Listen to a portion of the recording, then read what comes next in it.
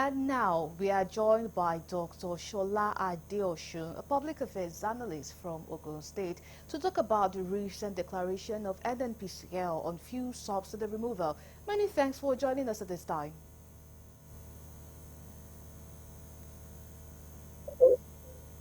Can you hear me?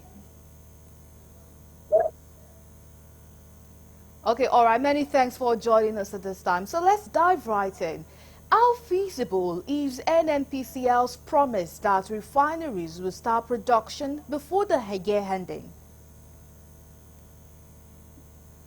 Well, it's very unfortunate that in a country where we can no longer rely on the promises of our leaders.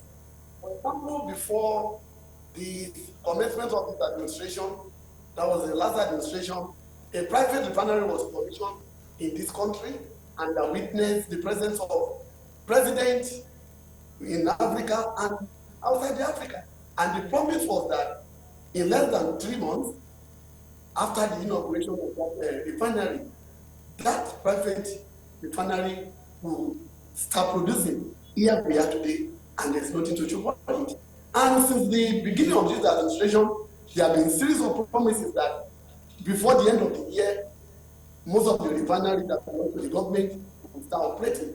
But what we are seeing presently did not give us that hope and even that rest of mind to believe that government is actually going to fulfill the promise they are making. For example, most of the palliative they are suggesting they are introducing is equally telling us that the time they are giving us, promising that the refinery will start operating, is still far beyond what we can achieve.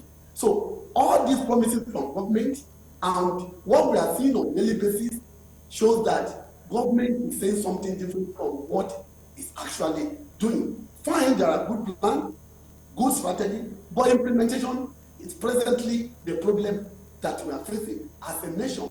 And it is good at this point for the government to come out openly and tell us exactly what is happening.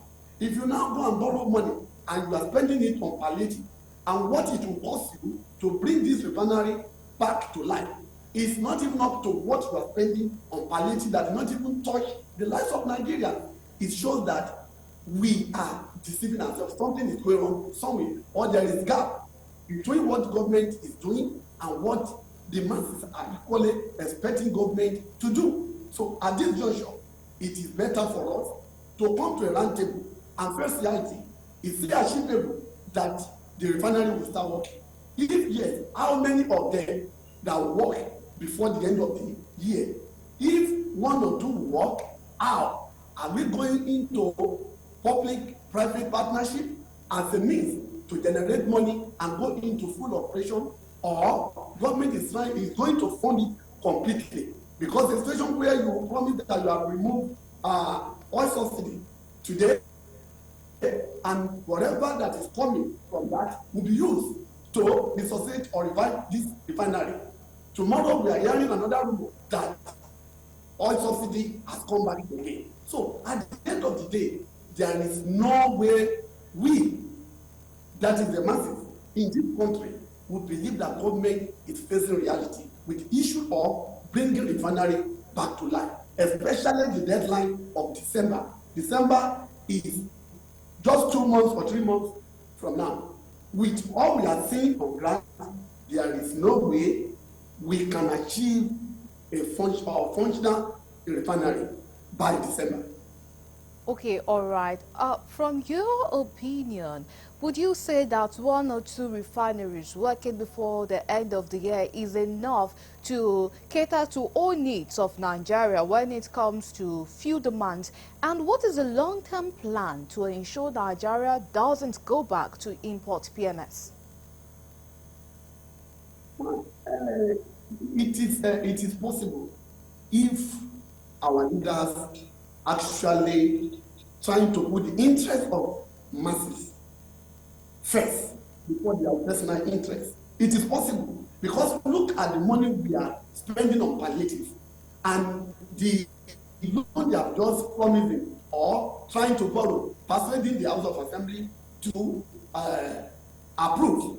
If they approve all these loans and we bring all them together without relying on palliative as a temporary measure, we can even take care of one of the refinery. And from there, we can now embark on public-private partnership where we see it as a serious business. But people from abroad and within the country that are interested in investing in this refinery will definitely come and invest in it genuinely. And from there, we will now know where we are going. But without that, I don't see us leaving this situation of scenario refinery now. And there is no assurance that the present price of fuel will not see increase, because there is no way you will be taking crude oil from Nigeria to another country to refine, bring it back. Everything still rely on the dollar. And when you rely on dollar, you can't be producing a high rate and come back and sell it as low rate. So with this, there is no assurance that we will come out of this problem on time, unless the government is ready to be sincere and open up to all Nigeria and sit down on our table and take the best option. And the best option, like I said, is public-private partnership. Okay, all right. And let's go back again to the statement released by Nnpcl. How visible is it to buy at high, sell low due to government pressure, and still insist that no subsidy is paid? How does that work? That is the institution. Because whoever that's going into business is going to business in order to maximize profit. Let us assume that as a nation we are not even better at making profit. How would you spend more on refining fuel or crude oil outside the country? Many thanks for sharing your views with us on the show. That was Dr. Shola Adeosun, a public affairs analyst.